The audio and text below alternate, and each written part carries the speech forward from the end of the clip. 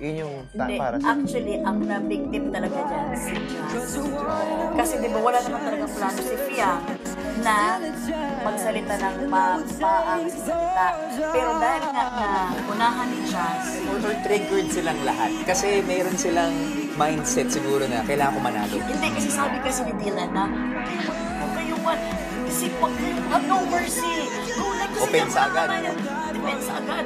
So umasa si Jazz na gano'n ang style na gagawin lahat ng grupo. Nung naumpisa ka niya, sinimulan niya. Tapos parang nasasaktan na niya pala sa mga words niya si Fiang. At kahit na masaktan si Fiang, mas nasasaktan niya sa sarili niya sa mga words na binibigay na kay Fiang. Nung sila Dylan na at sila Vincent na ang lumaban, biglang nag-live sa labanan. So, parang pwede pala naman gano'n. Bakit mo nagawa yun? So, dapat at the end of the day, ikaw pa rin ang mag-decision sa sarili. No?